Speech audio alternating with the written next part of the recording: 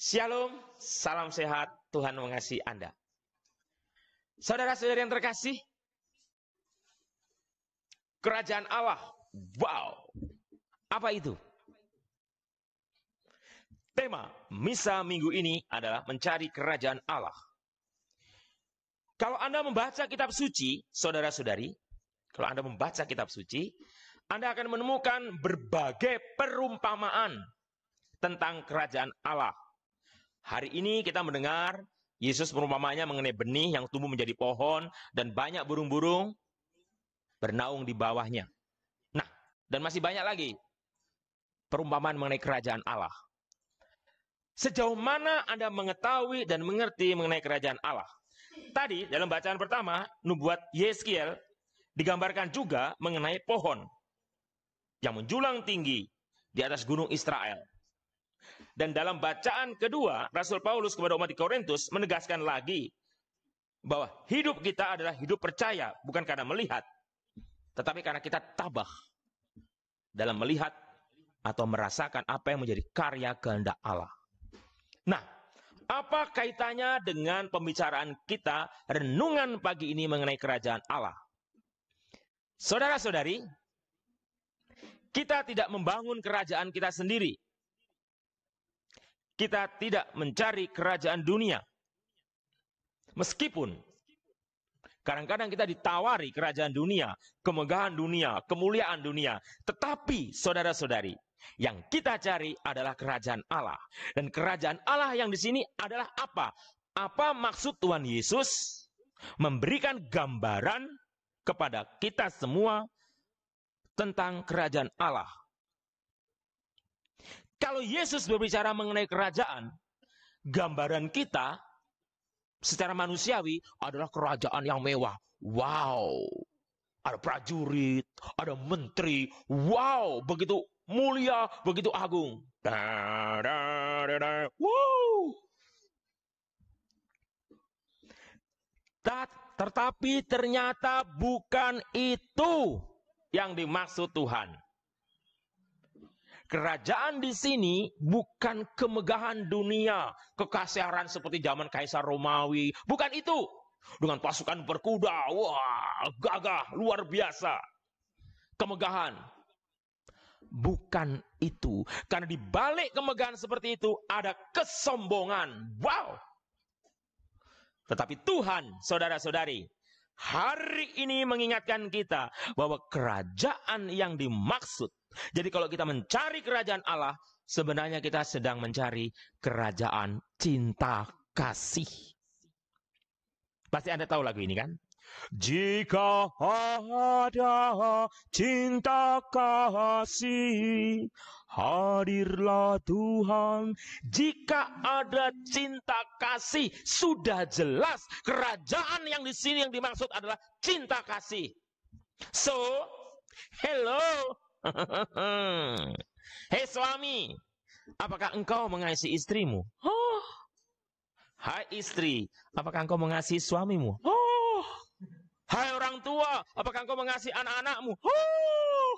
Hai anak, apakah engkau mengasihi dan menghormati orang tuamu? Dan kalau itu terjadi dalam keluarga Anda, kerajaan Allah sudah dekat, saudara-saudari. Dan kriterianya, tolok ukurnya, kuncinya, batasannya adalah cinta kasih. So, kalau kita berbicara mengenai kerajaan Allah, berarti tidak bisa lepas dari namanya love, cinta. Jika ada cinta kasih, ini ukurannya. Hadirlah Tuhan. Jadi kalau bapak pegang tongkat, ibu pegang parang, ada gelas terbang, ada piring terbang, sak kompor-kompornya. Nah itu kan. Itu berarti tidak ada cinta kasih, saudara-saudari. Memang tidak mudah, mencintai itu tidak mudah kalau hanya mengatakan, oh sayang, hey beb, hey beb. Kalau suamimu bilang beb, hei, saudara-saudari, kalau suamimu bilang beb, jangan mau. Hei beb, jangan mau. Karena beb itu kepanjangan dari bebek, saudara-saudara. Nah, apalagi kalau perhatikan, Kalau suami mengatakan atau istri, engkau satu-satunya yang kucintai, jangan percaya. Karena kalau ada satu berarti ada 1, 2, dan 3, dan 4, saudara-saudara. Hati-hati, saudara-saudara. Artinya begini. Oke, langsung saja saya mau mengatakan. Kalau keluarga ribut, berkelahi. Pernah dikatakan, kalau pengantin baru itu, tahun pertama, suami berbicara, istri mendengarkan. Tahun kedua, istri berbicara, suami mendengarkan. Tahun ketiga, suami berbicara, istri berbicara, tetangga yang mendengarkan, saudara-saudara. Berkelahi, saudara-saudara. Nah, itu tidak ada cinta kasih. Tidak ada. Kalau ada cinta kasih, suami akan mengatakan, sayang, bajumu mana sayang? Aku cucikan. Di laundry maksudnya. Enggak, artinya suami pun melayani istrinya dengan penuh kasih, istri melayani. Teori. Tidak, saudara-saudari. Saya tidak berteori dengan Anda. Dan ini real. Cinta kasih itu harus diungkapkan. Cinta itu harus diungkapkan. Dengan senyuman. Saudara-saudari. Makanya saya suka sekali itu. Mohon maaf saya terpaksa nyanyi. Saya suka menyanyi masalahnya nih. Semoga tidak dimarahi sama YouTube ini. Nah, Anda tahu lagu itu? Ternyata aku makin cinta sama kamu. Nah, bayangkan, saudara-saudariku yang terkasih, seorang kakek sudah berusia 87 tahun. Istrinya 85 tahun. Si kakek sambil bernyanyi begini. Saya pernah melihat sendiri ini. Ternyata aku makin cinta sama kamu. Gigi palsunya keluar, saudara-saudara. Kamu yang selalu di hatiku, tak mau yang lain, cuma sama kamu. Saudara-saudari yang terkasih, ungkapan cinta itu bukan berdasarkan physically, tetapi meluap dari hati. Itulah ukuran cinta, itulah ukuran kerajaan Allah, saudara-saudari. Kok bisa, Romo? Iya. Kalau Anda mengatakan, aku mencintaimu, wo aini, I love you, aku tersomarang sinamu, ti amo, ili bedih, berbagai bahasa. Mahal kita. Wah, bahasa Filipina. Wah, saya bisa berbagai bahasa, saudara-saudara. Ulun hamin hanyu, nah itu bahasa Dayak. Itu bahasa Dayak. Bahasa Dayak, hamin hanyu itu bahasa Dayak. Nah, yang saya mau katakan kepada Anda, pada saat Anda mengatakan, aku mencintaimu, itu sebenarnya bukan hanya fisik, tapi dari hati. Kalau Anda mengatakan, aku mencintaimu, aku menyayangimu, itu lebih luas, saudara-saudara. Itu bukan hanya eros itu nafsu, tapi agape, kasih. Agape itu kasih dari Allah Bapa sendiri. Agape, bukan eros itu nafsu. Nah, yang saya mau katakan kepada Anda, kalau Anda mencintai, disinilah kerajaan Allah hadir. Seperti lagunya tadi kan, jika ada cinta kasih, hadirlah Tuhan. Sekarang masalahnya di keluargamu, di komunitasmu, di parokimu, di tempatmu itu, yang hadir itu setan atau Allah. Kalau setan ya jelas, perkelahian, permusuhan, dendam, benci, iri hati, Tetapi kalau cinta so sweet, cinta itu, aduh, licin tapi nyata, terpleset. Cinta itu datangnya dari mata turun ke mata pencariannya apa? Enggak, saya bercanda, saudara-saudari. Nah, saudara-saudari yang terkasih, saya hanya mau mengatakan kepada Anda, saya tidak bermain-main dengan kalimat ini. Karena tema misa kita adalah mencari kerajaan Allah. Mencari kerajaan Allah. Mencari kerajaan Allah itu artinya apa? Mencari kasih Tuhan sendiri. Dan kasih Tuhan itu sebenarnya sudah dialami oleh kita. Tinggal kita menyadari atau tidak, dan kemudian menerapkannya dalam hidup. Dan itu tidak mudah, sangat tidak mudah. Karena ada ego yang menguasai diri kita. Ada kebencian, ada dendam, ada sakit hati, ada luka batin, ada kepahitan hidup, ada kegetiran hidup, ada kegalauan hidup. Itu yang membuat orang tidak bisa mencintai sungguh-sungguh. Mereka bisa mengatakan mencintai, tapi ada tapinya. Saya bisa mencintai, tapi. Nah, lihat tuh, ada kata tapi. Atau, Romo, bagaimana saya bisa mencintai suami saya? Sudah terlanjur sakit. Aduh, dia tidak setia. Aduh.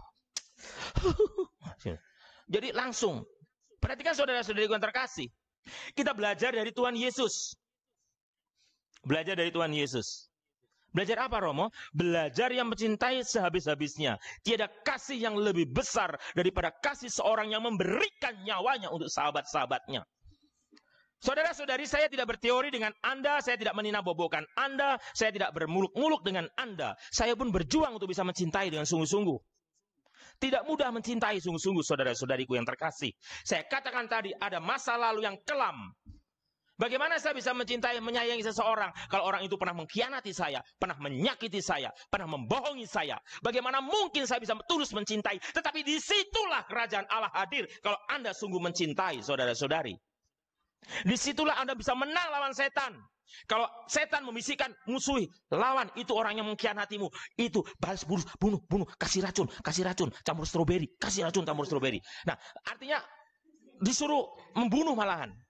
Tetapi saudara-saudariku yang terkasih, kalau Anda menyadari benar-benar kerajaan Allah seperti yang dikatakan nubuat Yesiel tadi, dan seperti yang dikatakan Rasul Paulus kepada umat di Korintus, perhatikan baik-baik.